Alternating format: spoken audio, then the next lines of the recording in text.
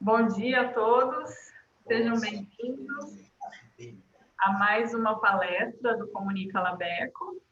Hoje nós temos a ilustre presença da professora Denise de Campos Bicudo, do Instituto de Botânica de São Paulo. Professora Denise, muito obrigada por ter aceitado o convite, estar aqui presente hoje conosco. Nós temos um público aqui dos laboratórios de ecologia, das universidades UFPA, da Federal do Pará, da Universidade Federal Rural da Amazônia. Então, muito obrigada mais uma vez. Estamos muito felizes com a sua presença. Fique à vontade, então, para compartilhar a sua apresentação. E, ao final, a gente abre para comentários, discussões e conversas, tá bom? Muito obrigada. Perfeito. Bom dia. Na verdade, é um enorme prazer estar aqui com vocês hoje. E eu queria inicialmente agradecer à professora Bárbara pelo convite, agradecer a presença também de todos os alunos dos laboratórios de ecologia, da Federal do Pará, Federal Rural do Pará, e todos os presentes. E, bom, o título da minha palestra, então, é sobre paleolimnologia, né? Na verdade, é uma alegria falar um pouco de paleo, que vocês vão ver que é uma disciplina fascinante no campo da limnologia. E vamos ver. Eu começo trazendo a proposição de uma nova era geológica, que caracteriza o impacto do homem sobre o planeta Terra, que trouxe mudanças tão relevantes a ponto de se propor uma nova era. A proposição desse termo foi feita por Eugene Sturmer, que é um americano que trabalha com diatomáceas e com paleolimnologia, mas foi popularizada pelo Crutzen em 2002, e ele, no fim, acabou ficando meio que o propositor dessa nova era, né? E por que eu trago o antropoceno? Porque, na verdade, mudou um pouco a abordagem dos estudos em paleolimnologia, porque a abordagem passou, então, a adquirir um contexto ambiental, resolver questões ambientais, mudanças de climas, e, em função disso, muitas perguntas foram surgindo, inclusive para propiciar o gerenciamento dos ecossistemas aquáticos. Perguntas como eram as condições de referência de um ambiente antes do impacto ambiental? E por que isso é importante? Porque é uma maneira de nós conseguirmos retornar a um estado de boa qualidade ecológica de um ecossistema. Qual é a amplitude de variabilidade natural de um ecossistema? E qual seria a variabilidade devida ao impacto antropogênico? Então, essas perguntas começaram a fervilhar no meio científico para responder, por exemplo, as condições mudaram? Quando? Como mudaram? Por que mudaram? E eu vou adicionar, quanto mudaram? Quantificar essa mudança. Então, essas perguntas levam para a necessidade, não está aparecendo aqui, tudo bem, levam para a necessidade de uma perspectiva histórica, e é aí que entra a paleolimnologia.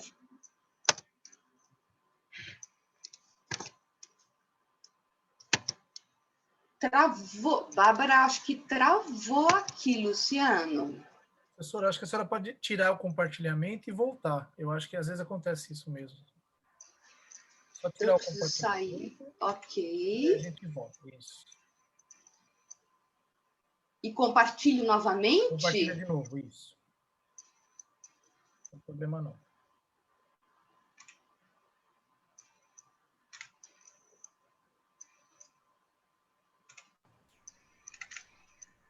Opa! Está iniciando, isso. Tudo Foi? certo. Foi. Então, eu estava Apresentação. aqui. Ok. Eu preciso colocar em tela cheia, certo? Se a senhora colocar do ladinho, a senhora pode... Ah, não, mas é melhor pôr tela cheia. Põe em tela cheia, isso. Se quiser, E o pode modo- ser assim também. Como é que vocês preferem? No modo apresentação, acho que fica a tela maior. Fica maior, né? Ok. Isso, Ah, foi. Obrigado. Ressuscitou aqui. Nossa, essas coisas, não. Deixa eu arrastar um pouquinho aqui, que está bem em cima da...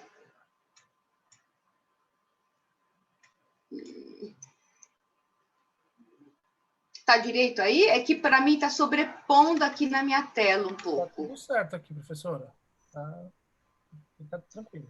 Tá perfeito. É que para mim, eu estou vendo as imagens, está um pouquinho em cima, sabe? Deixa eu ver se eu consigo arrastar. Ah, pronto, arrumei. Viu? Tudo bem? Tudo certo.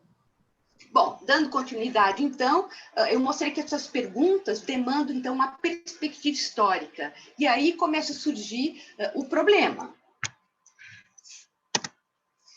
Nesse gráfico, eu apresento um monitoramento ambiental feito, aqui o N é igual a 302 lagos, né? Mostrando que a grande maioria dos monitoramentos não tem 1 ano de duração. Raros os que atingem mais do que 6, 8 anos. E, normalmente, eles acontecem após a presença de um impacto antrópico, por exemplo, floração de cianobactérias. Então, inexistem informações pregressas anteriores ao impacto antropogênico, ou seja, inexistem informações de referência, na maior vezes.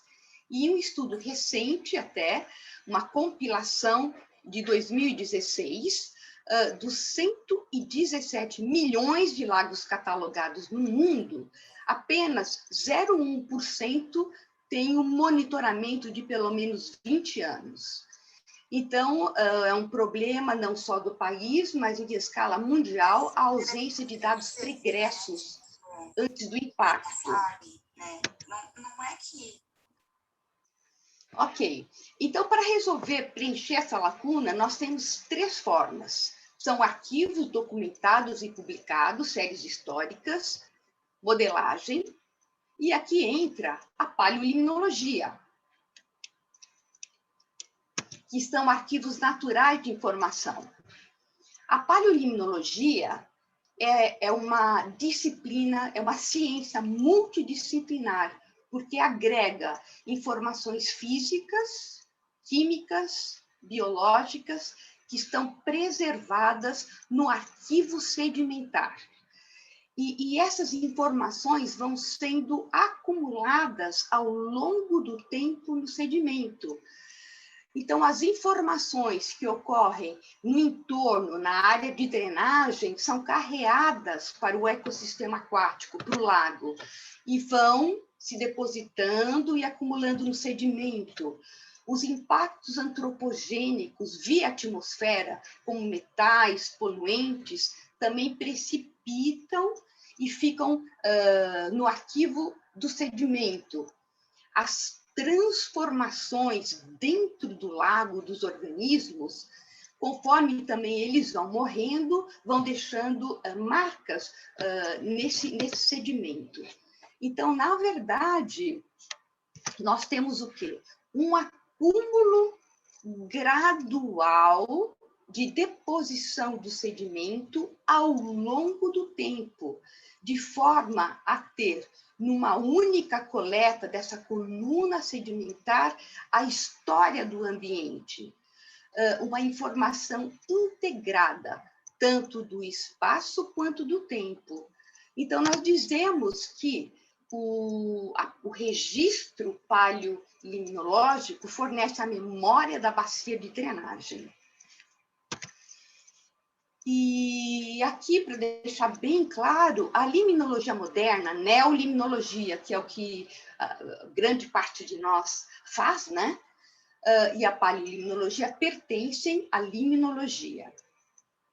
E a grande diferença está na escala do tempo. Na limnologia moderna, nós tiramos fotografia. É um retrato instantâneo do ambiente no momento da coleta.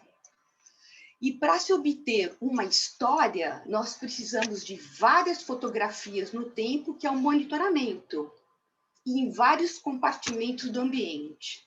Enquanto que a paleolimnologia fornece um filme. A coleta da coluna sedimentar é um registro da evolução ambiental do ecossistema e dispensa, então, o monitoramento. Numa única coleta, eu posso obter 100 anos de história, 1000 anos e assim por diante. E nós podemos comparar a coluna sedimentar, aqui à esquerda,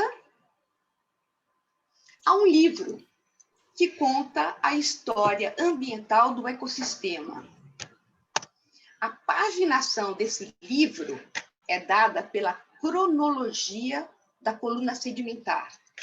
E a história é contada por traçadores ambientais, que são inúmeros. E diferentes histórias podem ser contadas, como a reconstrução da eutrofização, floração de cianobactérias, as mudanças climáticas, acidificação, enfim, invasão de espécies, alteração da biodiversidade. É um campo extremamente aberto e tudo vai depender do quê? De termos bons marcadores ambientais, indicadores ambientais, que, como eu disse, podem ser de natureza física, química e biológica. E aqui eu gostaria de chamar atenção para essa palavra, proxy, ou proxies no plural, é uma palavra inglesa, na verdade, mas adotada aqui no Brasil, que são os descritores passíveis de quantificação e que substituem as variáveis que é impossível medir. Por exemplo, eu não consigo medir a mudança do nível da água de um lago a partir do sedimento. Então, eu utilizo variáveis substitutas para poder inferir sobre a profundidade. Então, proxy seria uma variável, é um substituto de uma variável que eu não posso medir, mas é meu interesse para a pesquisa, ou seja, é uma medida indireta. E, como eu disse, são vários marcadores ambientais. Aqui nós temos indicadores da atmosfera, que são partículas de carbono pela combustão do carbono, cinzas oriundas de atividades industriais e poluentes industriais, metais pesados, que ficam acumulados e registrados no sedimento. Temos indicadores da bacia de drenagem, como grãos de pólen, que também pode ser do ambiente aquático, no caso de macrófita aquática, grãos, partículas e insetos. E temos também os indicadores do ecossistema aquático. Esses organismos quironomídeos, eles fornecem uma evidência do nível de oxigênio do fundo da água e são muito utilizados porque a peça bucal desses organismos fica preservada no testemunho e é passível de identificação. Temos também as tecamebas, que são proxies, ou indicadoras da mudança de pH, da contaminação.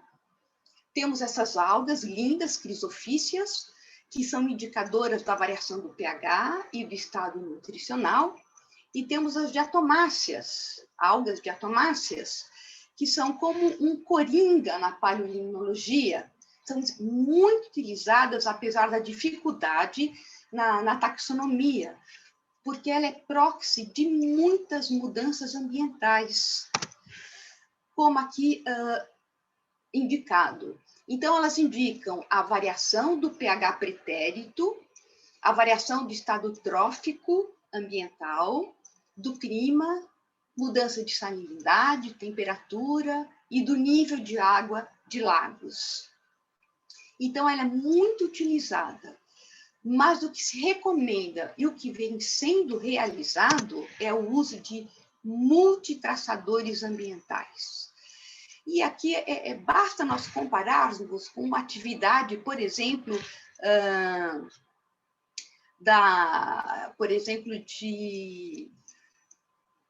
se eu quiser, por exemplo, reconstituir uma história, um crime, eu preciso de várias pistas de evidência. E quanto mais pistas eu tiver, mais sólida é a reconstituição de uma história. E isso é a mesma coisa. Então, essa abordagem permite eu ter várias linhas de evidência da mudança ambiental, através de pólen, geoquímica, diatomáceos, enfim. E a partir dessas diferentes pistas, eu posso contar, reconstruir uma história mais robusta das alterações ambientais. É como um trabalho de detetive. Bom, mas a pergunta aqui, tendo, por exemplo, esses marcadores ambientais, a pergunta é como eu consigo obter um testemunho que tenha essa sequência sedimentar preservada ao longo do tempo para contar uma história coerente? Bom, aí vai depender do tipo de ambiente e das perguntas que eu fizer. No caso de testemunhos curtos, aqui, um testemunho de 100 anos, por exemplo, é um testemunho considerado curto, eu uso esse tipo de amostrador, que tem um tubo de acrílico, é semelhante à garrafa de Van Dor, porque você introduz esse tubo, tem um mecanismo de fechamento aqui na extremidade, que a gente consegue acionar através do mensageiro. É exatamente como a garrafa de Van Dor, que muitos de vocês conhecem, né? Outra possibilidade é esse amostrador chamado de Livingstone, que é muito utilizado em ecologia terrestre, que perfura o sedimento e recolhe todo o material, sem precisar de mensageiro. E algumas vezes, quando o nosso sedimento é muito mole, não consolidado, esses métodos não funcionam, que foi o que aconteceu conosco. No momento de retirar o amostrador, o sedimento simplesmente sai por baixo. E daí tem as iniciativas, né? A criatividade, foi o que nós fizemos. Pedimos socorro para a corporação de bombeiros e, por incrível que pareça, eles nos trouxeram a solução em um método inovador para coletar o sedimento que é não consolidado e sem colocar os pés no fundo do lago. E o método deles deu tão certo que agora faz parte dos métodos de paleo em um curso de pós-graduação lá na USP. E está sendo bastante utilizado. Bom, nós temos também métodos mais sofisticados, no caso de testemunhos longos, aqui testemunhos que cobrem o Quaternário, o Holoceno, milhares de anos. Então, é um pouco mais sofisticado, e aqui é utilizado piston core, que vai batendo no cilindro até perfurar, é um trabalho bem pesado, e existem outros métodos também. Ok. Outro aspecto importante na paleolimnologia é considerar o intervalo de fracionamento do testemunho para estudo. Aqui eu trouxe uma fotografia de um testemunho consolidado aqui, é como fatiar um bolo. É bem mais simples, né? E aqui de um testemunho não consolidado, que usualmente é o que acontece nos testemunhos mais recentes, de 100 anos, por exemplo. Então, nós raspamos e transferimos através de uma pá para um recipiente. Mas aqui o importante é definir previamente, antes de iniciar o trabalho, um intervalo de fatiamento, porque isso traz implicações na análise dos marcadores ambientais. Porque quanto mais fina for o fatiamento, claro, maior a resolução temporal e mais detalhes eu conto a história ambiental. Por outro lado, limita a utilização de muitos marcadores ambientais, porque requer muita massa para estudo. Então, esses aspectos devem ser muito discutidos antes de se iniciar a coleta e o estudo do material. Bom, nós temos duas abordagens, que seria esse fatiamento refinado, que eu acabei de falar, que conta a história ambiental, mas, se a minha pergunta, meu interesse for o gerenciamento ambiental, obter as condições de referência para definir metas de recuperação, basta eu conhecer as condições de referência, base do testemunho e o topo. Isso é possível e a abordagem se chama topo-base. É utilizada muito para gerenciamento ambiental. E eu tenho dois grandes grupos de interpretação. A qualitativa, que é mais subjetiva, que são aquelas perguntas que eu coloquei logo no início, né? Quando ocorreu, por que ocorreu, mas não informa a magnitude da mudança. Então, ela é de pouco uso para o gerenciamento ambiental.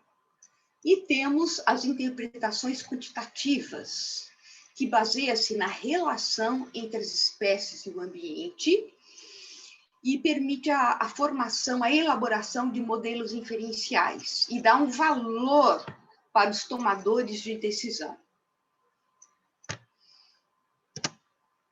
Então, eu vou exemplificar para vocês as diferentes abordagens.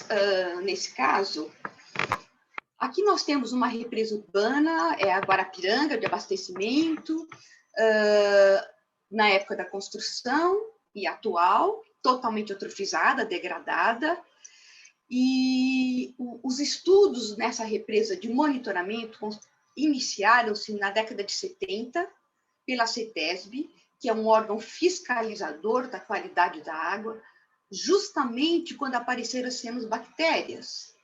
Mas, e as informações antes do impacto? Inexistem, não tem. Então, a paleolimnologia, na abordagem qualitativa, vai permitir responder as mudanças ocorreram sim, quando ocorreram e por que ocorreram. Mas não vai me dizer quais eram os níveis de fósforo da água de referência para eu recuperar o ambiente. Então, são abordagens, claro, complementares, mas bem distintas. E aí depende da proposta da pesquisa. Mas a pergunta é, como eu faço uma reconstrução quantitativa do ambiente? Bom, essa reconstrução baseia-se na interação entre a paleolimnologia, o estudo de uma coluna sedimentar, e da neolimnologia, limnologia moderna. Isso é feito a partir de uma malha de calibração regional, ou seja, seleção de 30 ambientes aquáticos, mais melhor, estatisticamente falando, mas pelo menos 30, e o estudo por exemplo, se eu quiser reconstruir o fósforo da água, das diatomáceas do sedimento superficial, presentes no meio centímetro ou nos 2 primeiros centímetros da coluna sedimentar. Faço uma avaliação, uma quantificação das diatomáceas e, simultaneamente, também uma avaliação das características ambientais da água, nesses 30 sistemas ou mais sistemas aquáticos. A partir dessa neolimnologia, eu estabeleço o ótimo ecológico para cada espécie, no caso de diatomáceas. Agora, a minha calibração tem que abranger o espectro de variação da minha variável de interesse. Então, aqui no caso, eu quero reconstruir o fósforo da água. Então, essa malha de calibração tem que ter um range muito grande, com fósforos em concentrações muito baixas até muito elevadas, para eu conseguir o ótimo ecológico de diferentes espécies indicadoras. Bom, aqui é o que eu expliquei, é a calibração. A partir disso é feita análises multivariadas, associando a matriz de espécies de diatomáceas com a matriz ambiental, e com isso é elaborado um modelo de função de transferência. Por que esse nome? Porque ele permite caminhar para trás. Permite, por exemplo, eu saber os níveis pretéritos de fósforo da água, por exemplo. Então, a partir desse modelo de função de transferência, aqui, nesse gráfico aqui, eu mostro o fósforo que foi medido na água pelo trabalho da minha calibração regional, e aqui o fósforo inferido pela autoecologia das diatomáceas, e notem que a correlação foi muito boa, 0,55. Então, é um modelo que eu posso utilizar para reconstruir o fósforo pretérito da água nessa malha de calibração. Então, aqui, iluminado em azul, é a fase da neolimnologia, que eu acabei de mostrar para vocês, a elaboração do modelo. Daí, esse modelo é aplicado na paleolimnologia, um estudo já realizado previamente ou depois, não tem problema. E, a partir da aplicação desse modelo, eu consigo o quê?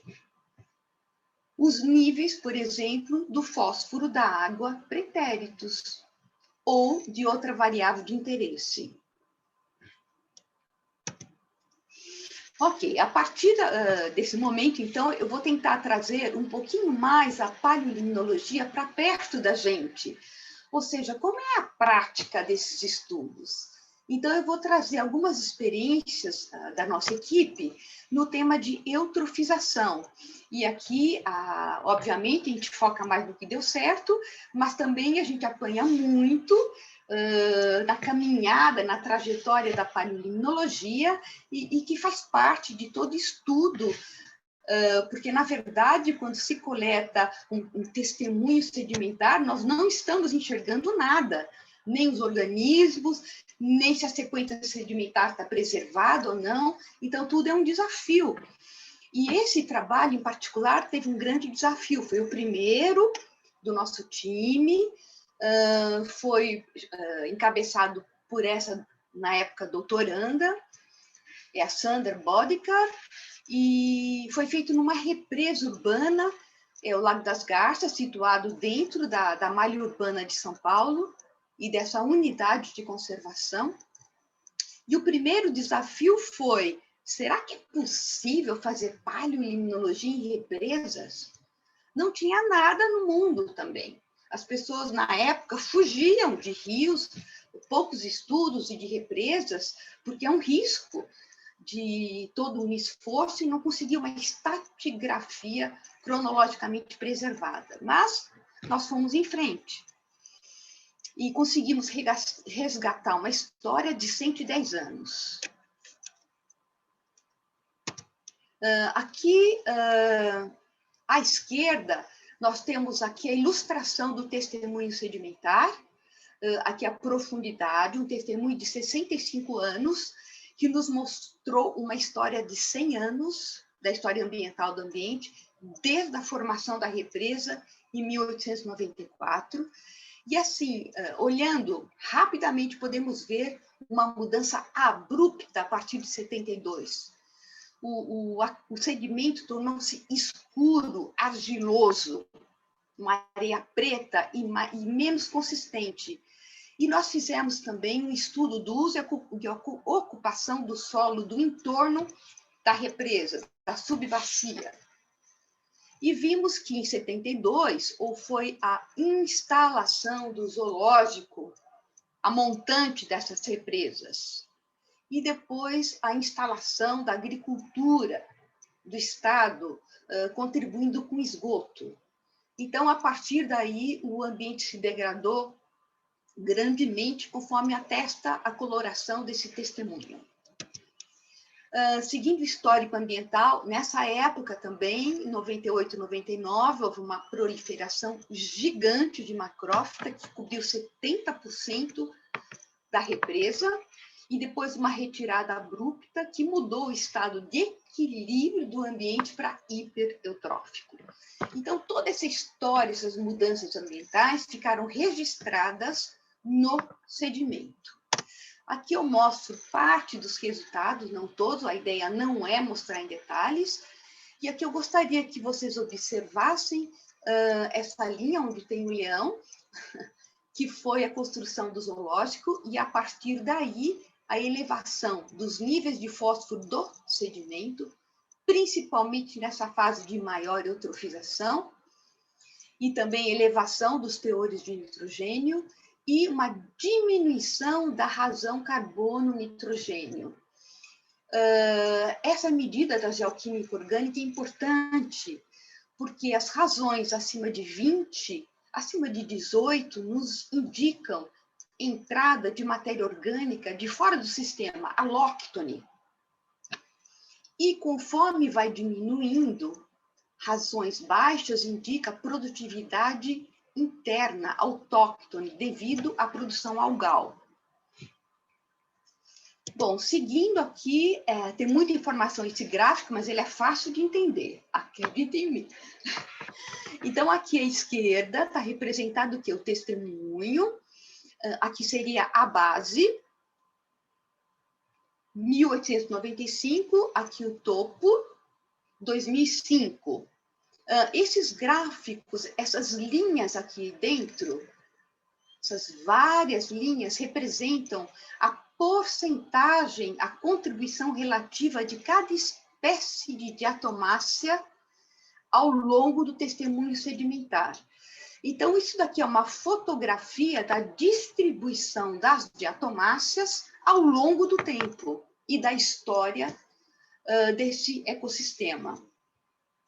A partir da autoecologia dessas espécies e de uma análise de agrupamento chamada CONIS, nós identificamos zonas ambientais, desde oligotrófico aqui, até chegar numa fase hipereutrófica. Então, eu não vou detalhar, gente, mas se vocês tiverem interesse, eu posso discorrer mais. Essa reconstrução foi baseada em 22 espécies. Então, a partir do uso da geoquímica, das diatomáceas, do uso e ocupação do solo, nós conseguimos responder à interpretação qualitativa. Mas daí veio a pergunta, mas e a água, como era? A gente nunca está contente porque consegue, a gente quer sempre saber mais, graças a Deus, a curiosidade científica que nos move para frente.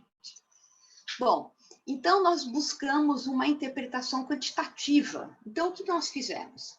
Aqui é a coluna que nós obtivemos, e nós aplicamos um modelo de função de transferência elaborado na Europa e disponível. É um modelo elaborado pelo EDDI, que é um grupo muito forte, Batterby e Bannon, da Inglaterra, e que contempla muitas espécies de diatomácea, principalmente de região temperada. E depois nós confrontamos os níveis de fósforo da água obtidos por esse modelo com o nosso monitoramento, que a gente fazia monitoramento mensal na época. Então, aqui são os resultados. Aqui nós temos, nessa linha marrom, o fósforo total do sedimento ao longo do tempo. E aqui nessa linha verde, nós temos o fósforo da água inferido com base no modelo inferencial europeu. E quando nós jogamos os nossos dados de monitoramento em tempo real, veja o que aconteceu. Uma total discordância entre os nossos valores obtidos e o valor inferido. Então, com isso, nós partimos para um outro desafio, que foi o de providenciar um estudo da autoecologia das espécies de diatomáceas tropicais e elaborar um modelo de função de transferência próprio para as nossas regiões. Com isso nasceu esse projeto, chamado de Aquaced. Então, nesse projeto, nós fizemos a paleolimnologia na represa de Guarapiranga, aqui, e a limnologia moderna em várias represas, 30 represas situadas em diferentes subbacias hidrográficas. Bom, nós tivemos um apoio muito grande da FAPESP, foi um projeto temático, e com isso nós pudemos ousar. Então, nós montamos uma equipe multidisciplinar, composta por químicos, físicos, estatísticos, biólogos, geoquímicos, né? E montamos módulos temáticos. E foi possível também termos encontros, reuniões científicas periódicas, workshops para discutir conjuntamente esses dados. Bom, para começar a contar, então, a história da paleolimnologia, dessa represa, que faz parte para a construção da abordagem quantitativa, em 1930, notem aqui, a represa estava totalmente isolada da malha urbana de São Paulo. Em 1995, ela foi totalmente engolfada pela malha urbana de São Paulo. E a população teve um salto alarmante. Em 72, eram 8 milhões e em 20 anos dobrou, 16 milhões de habitantes. E notem aqui a aglomeração de populações sem saneamento adequado, levando, então, à urbanização. A urbanização levando à contaminação do ambiente. Esse projeto também foi multiproxy, como eu disse, e aqui eu vou apresentar só alguns resultados. Esse aqui é do uso e ocupação do solo, que foi feito uma quantificação das 5 subbacias contribuintes para a formação dessa represa. Aqui tem a região de montante da represa, ela é formada aqui por esses rios contribuintes, e aqui é jusante, e onde é a captação da água para abastecimento. Essa região de montante predominou, olhem aqui essas barrinhas verdes, e aqui mais cinza clara, a ocupação de vegetação arbórea e rasteira, é uma região bem mais conservada. E essa região de jusante, bastante área construída e impactada. A partir disso, foi aplicado um índice de uso do solo, que leva em conta a porcentagem de cobertura, tipo de cobertura, multiplicada por um fator de degradação ambiental para essas diferentes regiões. E o uso e ocupação do solo, essas classes de uso, foi feito ao longo do tempo, década de 80, depois 90, depois 2010. A região de montante houve um aumento do uso do solo, do índice de uso do solo e degradação, mas a região de jusante, essa daqui, o aumento foi realmente praticamente exponencial. Bom, aqui mostrando a nossa experiência de coleta, né? Isso aqui é uma reunião na margem antes de entrar no campo, porque no campo não dá tempo de pensar e conversar, cada um tem que saber o que vai fazer e como vai fazer. Aqui é a equipe preparada para receber o testemunho. Aqui é a equipe que ia coletar, amostrar o testemunho, incluídos os famosos mergulhadores. Aqui é a equipe que resgatou o testemunho. Reparem o diâmetro da coluna e o peso que isso daqui tem. Então, sempre tem que ter a colaboração masculina nessas coletas. E aqui começa a descrição do aspecto do testemunho. Aqui, então, é o fatiamento. A cada 1 centímetro foi feito o condicionamento dessa massa, que depois vai ser dividida por diferentes marcadores. Aqui o registro de cor, que é uma carta utilizada internacionalmente em estudos do solo, inclusive, que a gente pode ver a cor, textura do sedimento. Aqui é a equipe do campo, após o término do trabalho, todo mundo feliz. Aqui a equipe de laboratório já preparada para receber o material do campo. E aqui eu começo a apresentar alguns resultados. Então, como eu mostrei previamente, aqui representa o sedimento, a base e o topo, cobre esse período de 100 anos, e eu gostaria que vocês notassem as setinhas em vermelho. Aqui, a elevada concentração de carbono orgânico total, isso aqui é geoquímica orgânica, e de nitrogênio total. A elevada razão CN, indicando, então, o aporte de matéria orgânica externa, porque para a construção da represa, a vegetação foi alagada. Aqui uma fase intermediária e o topo. Nota essa seta mostrando o aumento do fósforo total do sedimento e o aumento do isótopo de nitrogênio, que é indício de lançamento de esgoto no ambiente. Então, através da geoquímica, nós reconhecemos 3 fases ambientais. Aqui é a reconstrução com as diatomáceas. Eu apenas vou mostrar a base. Aqui é a análise de agrupamento, que eu falei, o CONIS, que ajuda a definir as zonas ambientais com base nas diatomáceas. Aqui são as indicadoras de condições oligotróficas, espécies bentônicas, aderidas a sedimentos, 10 espécies. Aqui no topo, nós temos uma condição de eutrofização, um ambiente hiperotrófico, já com aplicação de sulfato de cobre, então espécies resistentes ao cobre. E com isso nós conseguimos, então, definir as zonas ambientais a partir das diatomáceas. Então, a partir do uso da geoquímica orgânica, nós reconhecemos 3 fases. Com o uso das diatomáceas, nós refinamos essa interpretação, subdividindo essas fases, o que mostra a importância de vários marcadores ambientais. E a interpretação qualitativa nos mostrou, então, a origem da matéria orgânica, a causa direta da eutrofização, que foi o lançamento de esgoto. As diatomáceas permitiram reconhecer as fases, diferentes fases do processo de degradação do ambiente e a causa da degradação devido também aos indícios de aporte de esgoto e uso e ocupação de solo, e que foi devida à urbanização irregular, iniciada em 70 e que atingiu o máximo em 91.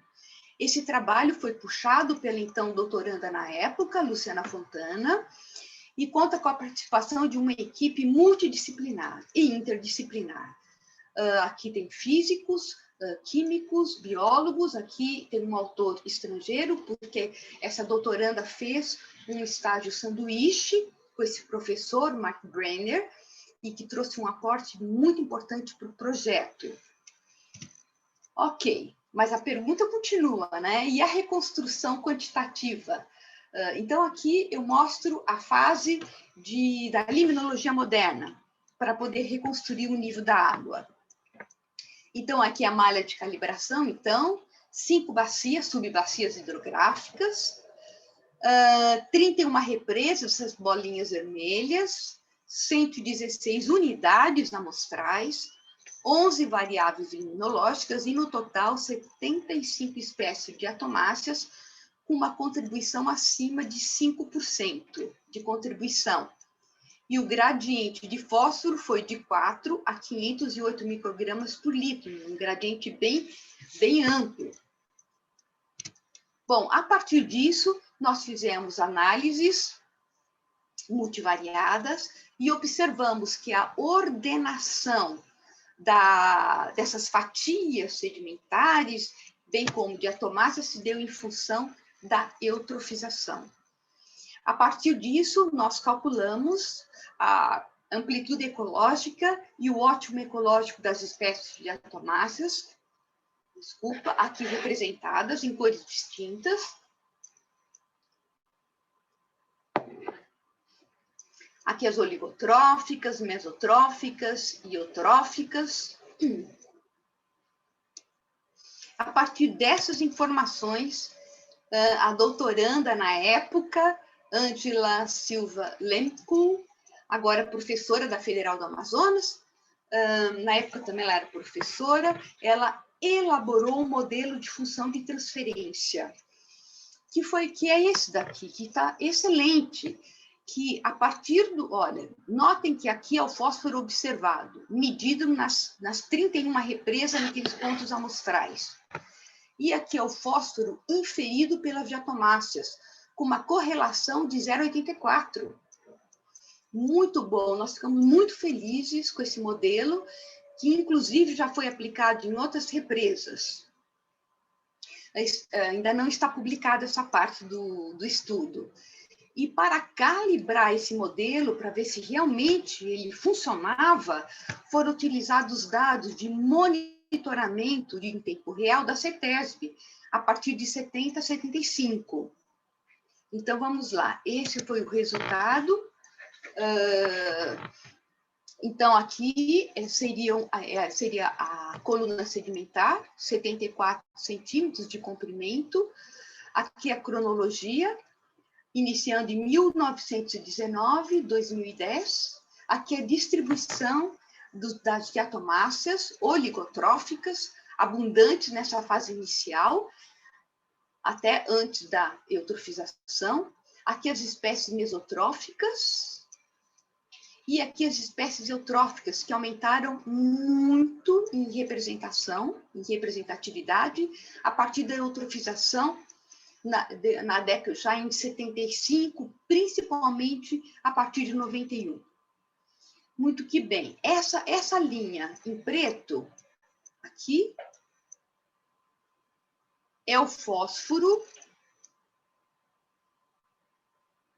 inferido a partir do modelo inferencial que foi elaborado e a partir das diatomáceas da nossa malha de calibração. Em verde, são os dados de monitoramento em tempo real da CETESB. Então, notem que são disponíveis a partir dessa época, 70, 75. Notem que há muita concordância entre as duas tendências, a concordância de aumento. Então, a partir dessa informação, nós podemos afirmar que as condições de referência de fósforo da água para essa represa é de 19 microgramas por litro, condições oligotróficas. E se eu quiser retornar essa represa por um estado mesotrófico, que é uma qualidade até que razoável,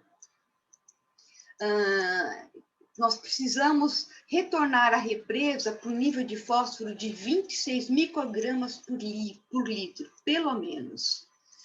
Então, esse trabalho aqui ainda está em fase de elaboração, como eu disse.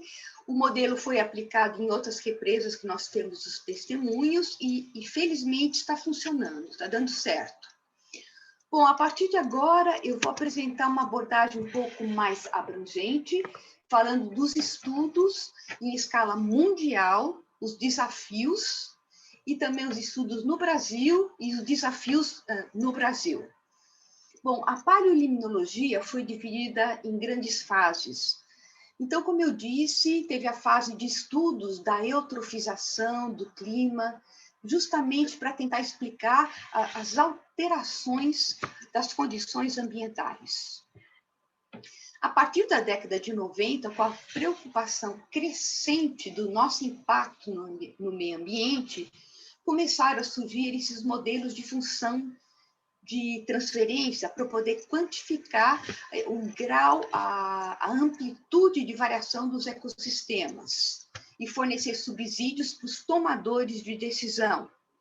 A partir de 2000, esses estudos foram ampliados e o gerenciamento agora está sendo aplicado em toda a Europa, um projeto muito grande, apoiado pelo governo europeu, que é o WFD de 2000, que propõe que todos os corpos d'água retornem a um bom estado ecológico até 2027.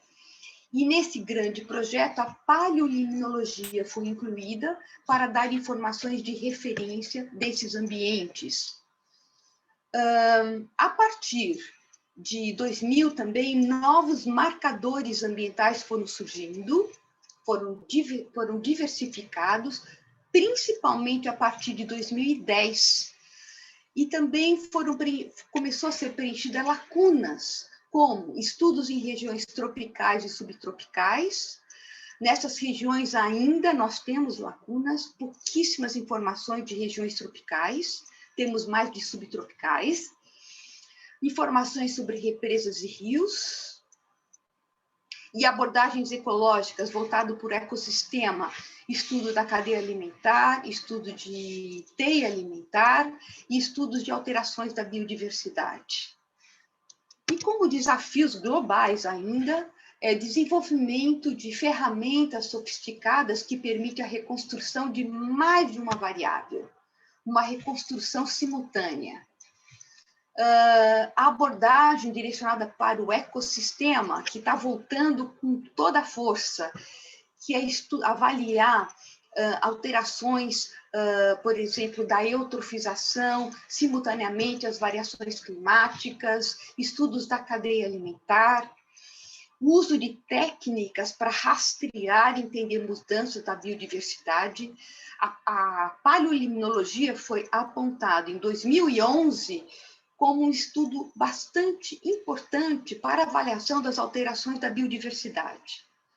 E, como eu disse também, retornar aos estudos teóricos e ecológicos, que foi como começou a paleolimnologia. A paleolimnologia clássica era voltada para o estudo populacional e que foi mudando de abordagem em função da alteração dos ecossistemas devido aos impactos humanos.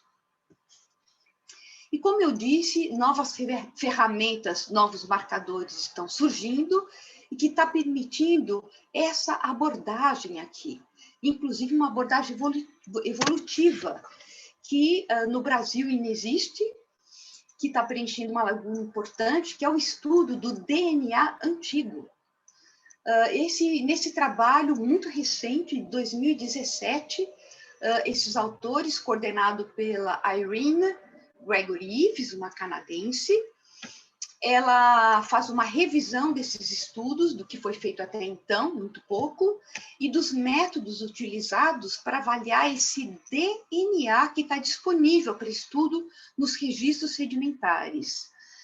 Isso preencheu uma lacuna importante, pois tem organismos que deixam registrado remanescentes fósseis.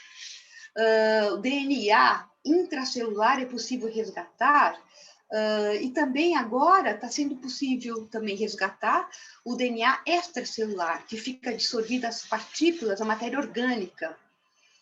Então, nesse diagrama que o trabalho traz, aqui nós temos uma teia alimentar, na verdade, e o que está destacado em amarelo, laranjinha, é o DNA extracelular, que era impossível de se estudar, porque esses organismos não deixavam marcadores ambientais no sedimento.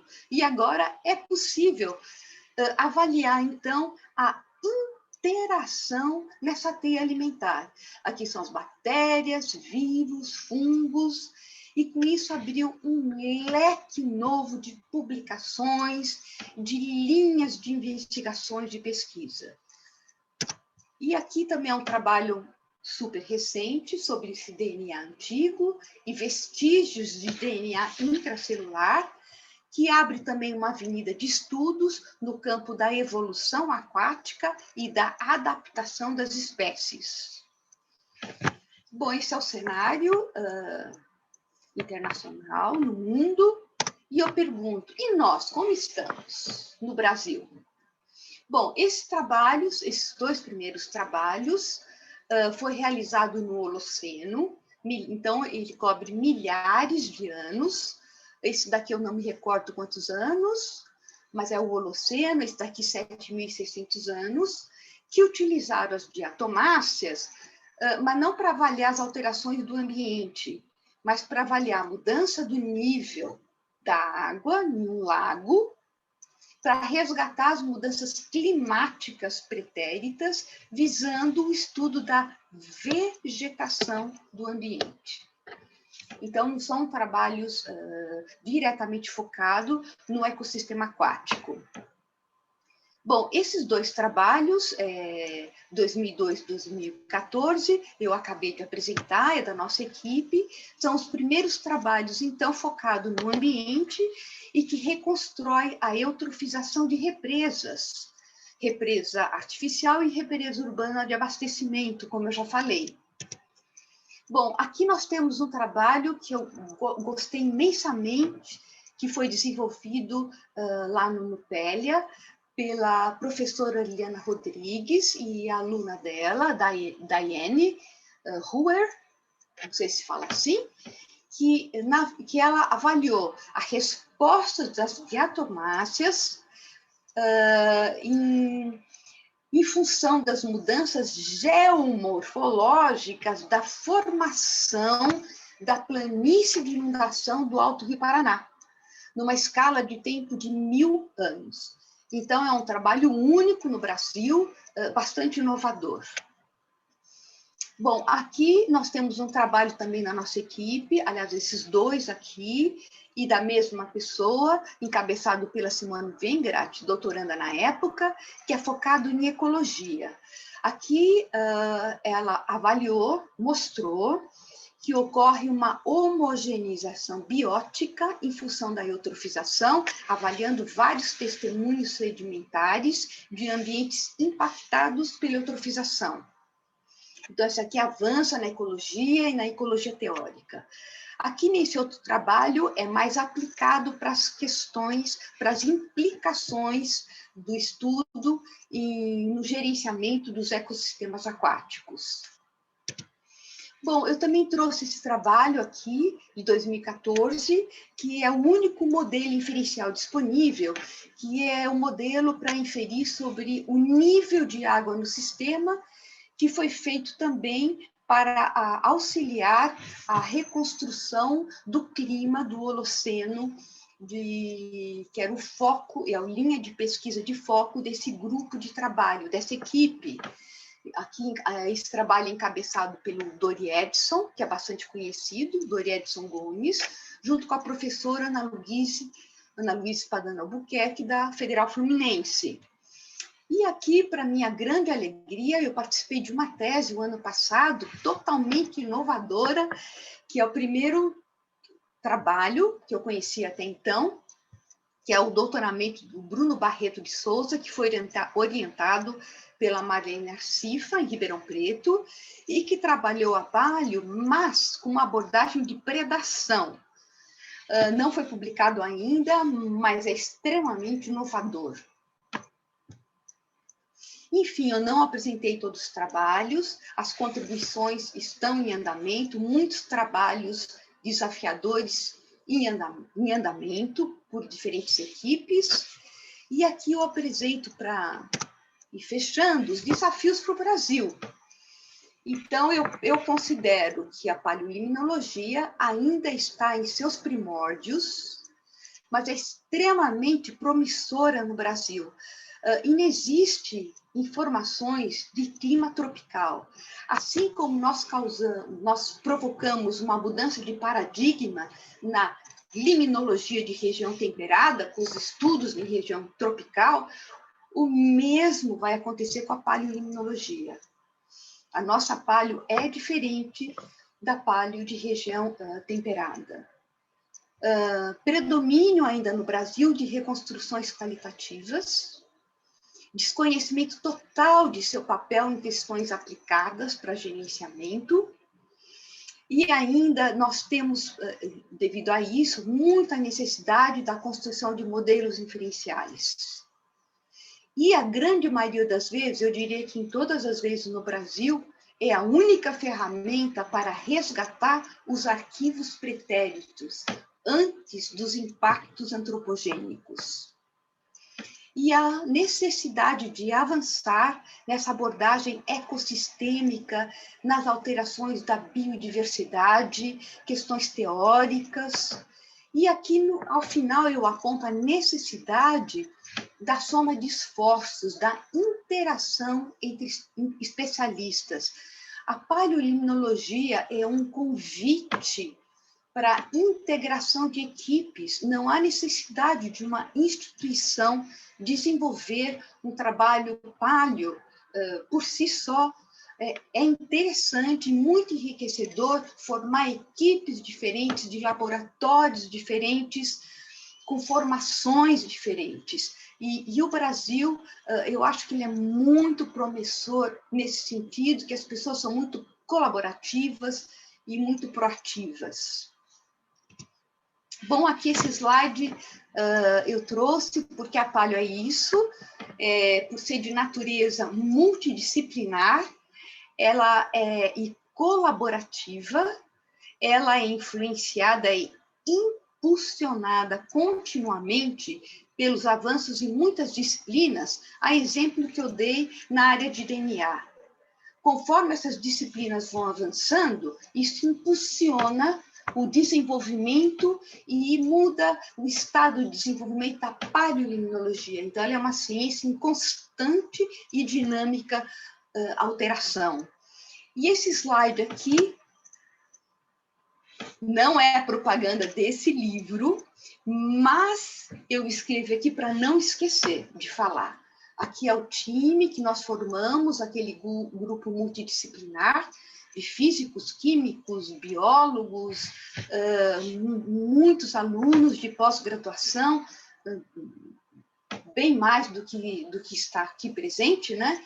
Para mostrar que a paleolimnologia fornece um palco de interação extremamente enriquecedor, porque aqui o mais importante é a interação, a proatividade, todas as contribuições são igualmente importantes, então é um clima de crescimento profissional, onde o mais importante é a colaboração e não tem espaço para competição. Quer dizer, juntos nós podemos contar uma história. E outro desafio é a linguagem comum, que no começo é muito difícil. Nós conversamos, por exemplo, com o pessoal da área de geologia, da área de física, mas com o tempo essa linguagem comum vai aparecendo. Então, aqui eu gostaria de atestar que a minha experiência, e eu acredito que a experiência de todo o time, foi uma experiência profissional assim, transformadora, né? E aqui nós coroamos o nosso trabalho conjunto na publicação desse livro, em 2017, que contou com a participação de 55 atores, muitos pós-graduandos, e, infelizmente, a parte de função de transferência não está aqui, porque na época não estava pronta. Então, agora eu termino a minha fala, agradecendo a atenção de todos vocês. E estou aberta a perguntas e comentários. Denise, muito obrigada. Me ouve bem? Muito bem. Você quer que eu feche a apresentação ou não? Sim, acho que aí você consegue visualizar todo mundo também, Tudo bem. Está presente. Ok, vamos ver as carinhas. Isso. Denise, quantos resultados interessantes, quantas informações, nossa, fantásticas, que fazem a gente pensar em quanto a gente ainda precisa conhecer, né, dos nossos ambientes. Nossa, totalmente aberto. Como as espécies podem nos dar esse indicativo de previsões passadas. Fantástico, fantástico, Denise. Muito obrigada. Acredito que todos estão aqui também extasiados com essas informações, né? Sei se o Miúdo quer comentar alguma coisa, Miúdo. Ah, só um minutinho. Antes de abrir, desculpa. Só para comentar com você, Denise, que a Ângela Maria e a Elaine estavam acompanhando pelo Facebook. Elas são partes importantíssimas na construção dessa trajetória toda. Isso, elas estavam aqui Então, meu abraço para elas. Acho que elas estão acompanhando ainda. E agora a gente abre, então, para os comentários, para as perguntas. Vamos verificar. Bárbara, você prefere ler as perguntas ou eles falam? Como é que você prefere? Então, a gente deixa aberto agora, quem quiser, né, levantar a mão ou abrir o áudio e as câmeras para conversarem. Nós já temos alguns comentários aqui no chat, então eu vou acompanhar pelo chat para iniciarmos. Temos vários elogios no chat. Obrigada, Lucas, pelo seu comentário. Quer fazer algum comentário, Lucas? Você está com a câmera aberta? Eu estou vendo. Eu só queria dizer que foi fantástico, né? Muito bom mesmo ver o tanto que a gente consegue predir sobre o que aconteceu antes e com as informações que a gente tem de agora. Eu achei muito bom, não tinha tido ainda contato com essa parte de paleolimnologia, então é tudo coisa muito nova para mim. E as dúvidas que eu fui tendo ao longo da apresentação, tu foi respondendo logo depois, assim, inclusive eram as perguntas que tu... Então, ficou tudo Olha, bem eu não preciso na minha contei cabeça. as partes que não deram muito certo. Por exemplo, a primeira coleta naquela primeira represa, gente, eu quase chorei de tristeza, porque eu trouxe 2 especialistas para ajudar a coleta, né? E quando eles puxaram o tubo, o sedimento escapou pelo fundo, porque era muito fluido. Eu quase chorei de desespero, porque para montar aquela equipe era, além de ser muito caro, muito esforço, e foi tudo por água abaixo. Eles deram muita risada, porque nunca tinham visto isso antes. E daí que surgiu a colaboração dos bombeiros, que foi, no fim, a solução para o nosso problema e para outras coletas futuras, né? Então, é sempre uma aventura, sabe? Caminhar na paleo. Eu tenho a primeira doutoranda que trabalhou com paleo, que resolveu enfrentar o desafio. Ela sempre falava que a paleo é uma viagem no túnel do tempo. E esse túnel é escuro e que vai clareando na medida que a gente caminha. Então, precisa ter bastante assim, equilíbrio, respirar fundo. E, no fim, dá tudo certo. Eu imagino. E tem que ser muito criativo também, né? Tem. Para desenvolver essas técnicas. Parabéns. Fantástico. Professor Carlos Bicudo, queria agradecer aqui ao vivo a sua presença. Muito obrigada por acompanhar a palestra da professora Denise. Quer colocar algum comentário, conversar com a gente? Se quero, não posso ficar calado. Fique à vontade. Já fugi do nosso escritório, onde está a Denise, estou aqui na sala. Mas, na verdade, esse rapaz, Lucas, mencionou algo muito importante. Nós precisamos ter muita criatividade, muita comunicação. Denise mencionou a dificuldade nossa no primeiro workshop, já tinha quase 1 ano de projeto, não, 1 ano, acho que 6 meses, onde a gente não se entendia ao conversar, gente, todos falavam português, mas tinha geógrafo, tinha químico, tinha físico, tinha matemático, cada um com a sua linguagem. E fomos devagarzinho nos acostumando uns aos outros para tirar o melhor proveito. O melhor proveito vocês viram no penúltimo slide da Denise, um livro com 14 capítulos diferentes e a colaboração de 55 pessoas. Ali estão os geógrafos, os químicos, os físicos, os matemáticos, está todo mundo. Chegamos à conclusão de um livro. Então, eu acho que a paleo é muito interessante. É um campo muito propício para a gente explorar presente passado e, por que não, futuro. Parabéns Excelente. para você, Bárbara, e todo o time que inventou essa live. Eu Muito acho que obrigada. é muito importante a gente se comunicar. E essa live foi uma das formas de comunicação. Parabéns. Muito obrigada, professor Bicudo. É um prazer recebê-los e esse projeto, o professor Luciano é coordenador já há algum tempo, não é, Luciano? Então, nós conseguimos trazer pesquisadores de várias áreas e tentar trazer o conhecimento para os alunos, para os pesquisadores, para os pós-graduandos e graduandos da região, né? Nós temos alunos aqui no estado todo, não é, Mildo? Luciano. Pode comentar, Luciano. Não, muito obrigado, professora Denise, foi fantástica a apresentação. Obrigado pelas palavras, professor Carlos.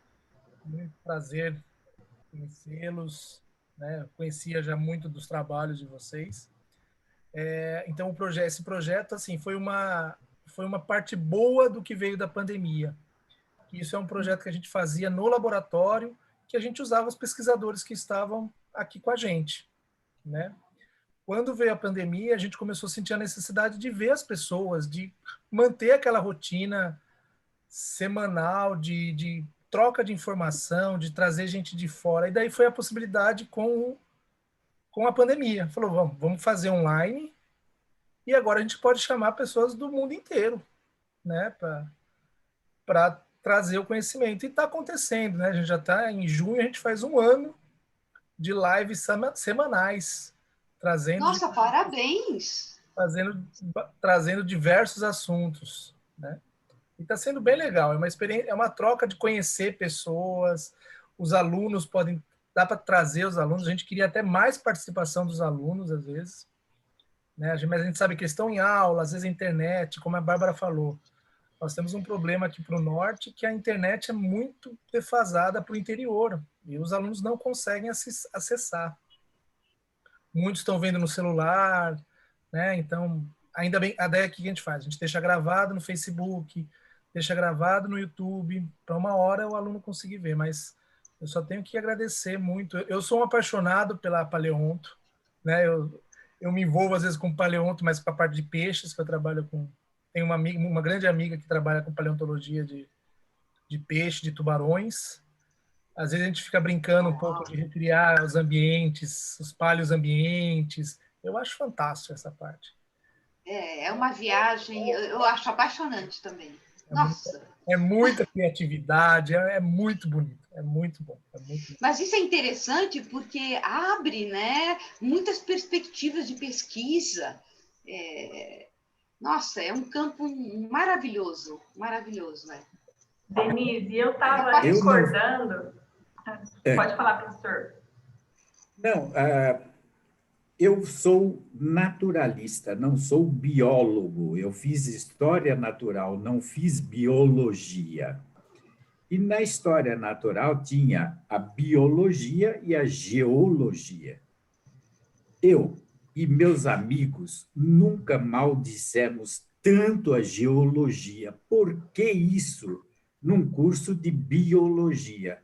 Hoje a gente vê quão bom foi, quanto a gente pôde aprender lá, há vários anos atrás, e trazer hoje para a ciência. E outra coisa muito bacana, a pandemia teve muita coisa ruim, o número de mortos, o pouco caso de alguns, mas trouxe uma coisa maravilhosa para nós, a live. Uhum. A live nos permitiu trazer para a banca pessoal da Europa, dos Estados Unidos, da Austrália, da Micronésia, se tiver alguém, e a nossa comunicação interna. Quando a gente ia conhecer, por exemplo, eu conheci o Lucas, sei lá quem é Lucas, não, mas é o Lucas Colares, continuo não sabendo quem é. Hoje eu vi, é esse rapaz que está aí, que teve até a coragem de falar. A Leandra Palheta, essa eu conheço, essa fez minha disciplina. Oi, Fez professor. disciplina da Denise. Olha ela. É figurinha já conhecida. Mas é isso, muito bem, muito bom. Eu também queria comentar essa possibilidade de encontrar remotamente todos vocês. É uma oportunidade tão importante para os alunos que leem os seus livros, professores, que veem os seus trabalhos e que muitas vezes não teriam a oportunidade tão cedo de encontrá-los, né? Eu lembro pela minha experiência própria. Eu só pude encontrá-los quando eu já estava no mestrado, né? Então, a gente ficava na ânsia de encontrá-los, de conhecê-los, e não é sempre que a gente tinha essa oportunidade, né? Então, eu acredito que para os estudantes da área, ou mesmo os que estão acompanhando as disciplinas agora, começando as disciplinas, que já vão conhecer os professores, que são as referências bibliográficas que eles utilizam. Então, acho que isso é fantástico e a pandemia nos possibilitou isso, né? Então, é uma felicidade nesse sentido poder ter essas experiências, né? Inclusive, eu estava lembrando que eu participei de um curso com o professor Small, não foi relacionado a esse projeto grande no Instituto? Foi, naquela época. Foi os primórdios. Exato, se eu não me engano. Surgindo a Palio, lá no Lago das Garças. Sim, nossa, acho que de Maringá foi excelente o curso. Acho que nós ficamos uma semana, não foi? Em curso? Foi uma semana. E eu lembro que ele não tirava bermuda o tempo todo. País tropical. Foi excelente mesmo. Nós tivemos a oportunidade, eu e a Vanessa, de participar do curso. Foi esse mesmo. Agora eu não me lembro o ano, já faz um tempinho, mas... Luciano, nós temos algum comentário pelo Facebook? Não consegui visualizar. Não, só o pessoal dando parabéns. Parabéns. A palestra. Alguém tem alguma dúvida, gente, queira comentar aqui com a gente? No chat também tem vários parabéns, muitos elogios. A Edelina está aqui, não conseguiu abrir a câmera. A Edelina também, professor Bicudo, vai ser uma das alunas que vocês vão conhecer em breve, em disciplinas. A Edelina tem estudado fitoplâncton. Edelina está aqui? Estou com problema com a minha câmera. Está com problema de câmera. Não, era só para te apresentar, professora Denise, professor Bicudo, ela vai... Eu estou até nervosa aqui. Não fica nervosa. Deixa para ficar nervosa aqui depois. Muitos anos que eu identifico fito e muitos anos folheando os seus livros todos os dias. Então, eu estou até nervosa mesmo. Vim conhecer vocês pessoalmente, que eu não conhecia ainda, mas eu estou assim... adorando. A Edelina é doutoranda, professor Bicudo, e ela fez o mestrado dela no Tocantins, e hoje ela está com a gente pela UFPA, em Ecologia do Fitoplâncton.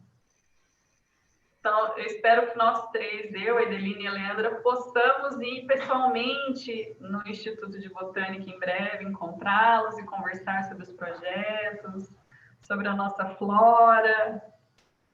Ei, me chama para esse passeio aí também. O Lucas, tadinho. Estão todos bem-vindos. O Lucas trabalhou com ecologia de peixes, mas tem atuado com a gente no laboratório de ecologia de produtores primários já há algum tempo, então aprende diariamente um pouco mais sobre as algas também, né, Lucas? Sim, trabalho toda hora quase com algas, gente. Depois que eu conheci a Bárbara, já é comum assim, a gente escrever trabalho de algas.